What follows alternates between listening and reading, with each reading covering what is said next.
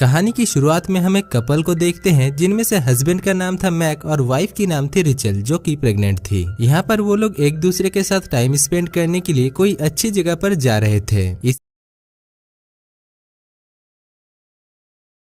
इसी बीच वो दोनों देखते हैं कि आगे रास्ता बंद है, इसीलिए मैक गाड़ी को घुमाकर जंगल से होकर एक दूसरे रास्ते में आगे बढ़ने लगता है। तभी उसे रास्ते में एक टूटी हुई नाव को देखकर उसका ध्यान भटक जाता है और उसका कार एक पेड़ में जाकर टकरा जाता है, जिससे उन दोनों को तो कुछ भी नहीं होता पर उनके कार पूरी तरीके से खराब हो जाता है। जिस वजह से वो दोनों फैसला करते हैं कि वो दोनों पैदल ही मदद लाने के लिए आगे जाएंगे, इसीलिए वो लोग जंगल के रास्ते से होकर आगे बढ़ने लगते हैं। पर रिचल प्रेग्नेंट थी, इसीलिए उसे चलने में काफी दिक्कत हो रही थी, जिस वजह से मैक एक पेड़ के ऊपर चढ़कर किसी तरीके से फोन के सिग्नल को पकड़ने की कोशिश करता है, लेकिन वहाँ पर उसे सिग्नल तो नहीं मिलता। पर थोड़ी दूर पर उसे एक फार्म नजर आता है, इसीलिए वो रिचल को लेकर उस फार्म की तरफ जाने लगता है ताकि उसे वहाँ से कुछ मदद मिल सके। काफी दूर जाने के बाद जब वो दोनों उस फार्म के पास पहुँचते हैं, तभी वो दोनों देखते हैं कि वहाँ पर एक बोर्ड में लिखा हुआ था कि वो जगह एक प्राइवेट जगह है और यहाँ पर किसी की भी आने की इजाजत नहीं है। अब इस वार्निंग को पढ़ने के बावजूद मैक रिचल को लेकर उसके अंदर जाता है, क्योंकि रिचल की तबीयत काफी खराब हो रही थी। थोड़ी देर में बॉब नाम का एक आदमी कार लेकर वहाँ पर आ जाता है और वो मैक के साथ काफी बदतमीजी से बात करने लगता है। लेकिन जब वो रिचल को प्रेग्नेंट हालत में देखता है, तभी वो उसके साथ काफी पोलाइटली बात करता है और उससे पूछता है कि तुम्हारे पेट में जो बच्चा है वो लड़का है या लड़की, जिसके जवाब में रिचल उससे कहती है कि उसके पेट में जो बच्चा है वो एक लड़का है। अब उस आदमी के इस बदलते हुए बिहेवियर से मैक को काफी अजीब लगता है, पर मजबूरी के चलते वो रिचल को लेकर उस आदमी के साथ उसके घर जाने लगता है। रास्ते से होकर जब वो लोग जा रहे थे, तभी रिचल एक लड़की को देख पाती है, लेकिन जब वो मैक को इसके बारे में बताती है, तभी मैक देखता है कि वहाँ पर कोई भी नहीं था। खैर, इसके बाद वो लोग बॉब के घर पहुँचते हैं, जहाँ पर बॉब की बीवी एग्नेस और उसके दो बेटे ल्यूक और डेविड उन दोनों को काफी अच्छी तरीके से अपने घर में स्वागत करते हैं। एग्नेस मैक और रिचल को लेकर घर के अंदर जाती है और उन्हें अपना कमरा दिखाकर कहती है कि कल सुबह तक मदद आ जाएगा, जिसके बाद वो लंच रेडी करने के लिए वहाँ से चली जाती है। इधर उसके जाते ही रिचल मैक से कहती है कि इस फैमिली की बिहेवियर काफी अजीब है और ल्यूक और डेविड को देखकर ऐसा नहीं लगता है कि वो दोनों सगे भाई हैं। दूसरी तरफ हम एग्नेस को देखते हैं, जो कि दरवाजे के बाहर से उन दोनों की बातें सुन रहा था। इसके बाद जब वो लोग लंच कर रहे होते हैं, तभी एग्नेस उन दोनों के सामने ऐसे दिखाता है जैसे कि ल्यूक और डेविड उनका सगा बेटा है। तभी रिचल वहाँ पर एक फोटो में उस लड़की को देख पाती है जिसको उसने रास्ते में देखी थी,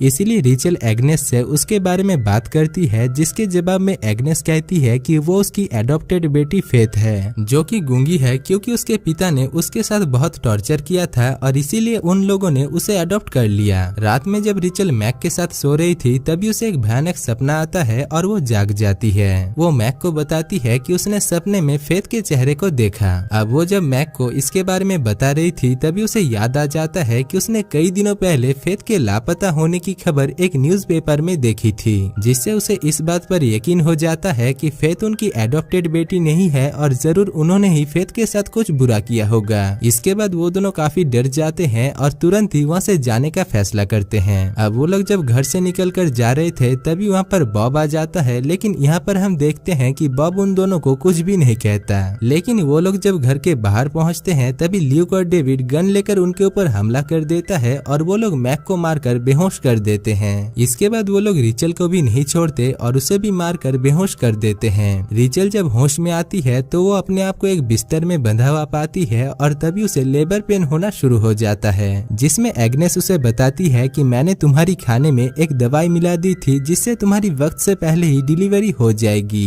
यहाँ पर हमें पता चलता है कि उस फैमिली को रिचल के ऊपर कोई भी दिलचस्पी नहीं है, बल्कि वो लोग रिचल के बच्चे को चाहते हैं और इसीलिए वो लोग रिचल को भी पकड़ कर रखे हैं। दरअसल ये फैमिली एक पागल फैमिली है और ये लोग बच्चे के लिए ऐसे ही प्रेग्नेंट औरतों को पकड़कर उनके पास से बच्चे को छीन लेते हैं। साथ ही साथ हमें ये भी पता चलता है कि डेविड और ल्यूक भी उनका सगा बेटा नहीं है और उन दोनों को भी उन लोगों ने ऐसे ही उनके माँ से छीन लिया था, पर वो दोनों अभी बॉब और एग्नेस के हर बात मानते हैं। इधर वो दोनों जब मैक के बॉडी को ठिकाने लगा रहे थे, तभी उन्हें मैक का कपड़ा अच्छा लगता है और वो लोग उसके कपड़े को उतार लेते हैं। इसके बाद वो लोग मैक को एक कॉफिन के अंदर डालकर उसके अंदर एक लाइटर को छोड़कर उसे मिट्टी के नीचे दफना देते हैं। दूसरी तरफ हम रिचल को देखते हैं जो कि एक लड़की को जन्म देती है, लेकिन उस बच्चे को देखते ही बॉब उसके ऊपर गुस्सा हो जाता है क्योंकि रिचल ने उसे बताया था कि उसके पेट में जो बच्चा है वो एक लड़का है। खैर अब एग्नेस उस बच्चे को अपने पास रख लेती है, जिस वजह से अपने बच्चे से दूर होकर रिचल को काफी बुरा लगता है और वो वहाँ से फ्री होने की कोशिश करती है, जिसके बाद काफी देर तक कोशिश करने के बाद वो फाइनली अपने आप को वहाँ से फ्री कर लेती है और इसके बाद वो एग्नेस के ऊपर हमला करके वहाँ से भागने लगती है। पर तभी वहाँ पर बॉब और उसके दो बेटे आकर रिचल को पकड़ लेते हैं और इसके बाद वो लोग रिचल को बाहर शेड में ले जाकर बांध देते हैं क्योंकि अब उन्हें रिचल की ज्यादा जरूरत नहीं थी और वो लोग बस रिचल को उस बच्चे को दूध पिलाने के लिए ही जिंदा रखे थे। इसीलिए जब भी उस बच्चे को भूख लगती थी वो लोग रिचल के साथ जोर जबरदस्ती करके उस बच्चे को दूध पिलाते थे।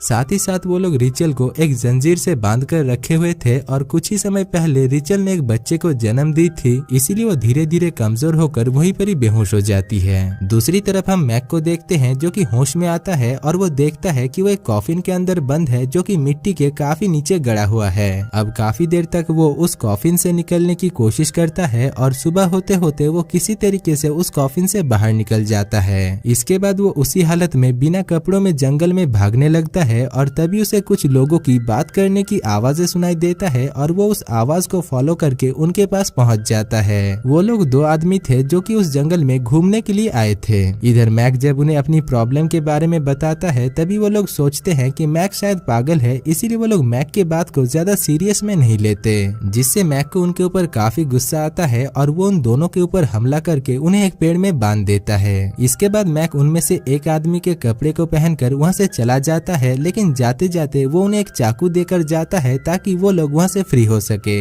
इधर रिचल जब होश में आती है तभी वो अपने सामने फेथ को देख पाती है और वो उससे मदद मांगती है, लेकिन फेथ उसकी मदद किए बिना ही वहाँ से चली जाती है। थोड़ी देर बाद ल्यूक और डेविड रिचल के पास आता है और उसके साथ जबरदस्ती करने की कोशिश करता है, लेकिन दूसरी तरफ हम देखते हैं कि मैक भी वहाँ पर आ चुका था और वहाँ पर पहुंचकर वो फेथ को देखता है जो कि मैक को देखकर उसे शेड की तरफ इशारा करती है, जिससे मैक समझ जाता है कि रिचल उस शेड के अंदर है, जिस वजह से मैक उस शेड के अंदर जाकर ल्यूक और डेविड के ऊपर हमला करके उन्हें जान से मार डालता है। इसके बाद वो रिचल को वहाँ से फ्री करके अपने साथ लेकर जाने लगता है, लेकिन तभी वहाँ पर बॉब भी एक गन लेकर आ जाता है और वो अपने दोनों बेटे को मरा हुआ देखकर बौखला जाता है। इसी दौरान वो मैक के ऊपर गन से शूट कर देता है। यहाँ पर मैक रिचल को वहाँ से भाग जाने के लिए कहता है, लेकिन रिचल मैक को इस हालत में छोड़कर वहाँ से जाना नहीं चाहती थी, जिस वजह से बॉब रिचल को भी मारकर बेहोश कर देता है। इसके बाद रिचल जब होश में आती है तभी वो अपने आप को फिर से बंधा हुआ पाती है, जहाँ पर उसके सामने फेथ भी एक जंजीर से बंधी हुई थी और वो वहाँ से फ्री होने की कोशिश कर रही थी। रिचल उससे मदद मांगती है और वो दोनों किसी तरीके से उस दीवार को तोड़कर वहाँ से निकल जाते हैं। अब रिचल उस घर के अंदर जाती है और अपने बच्चे को ढूंढने लगती है।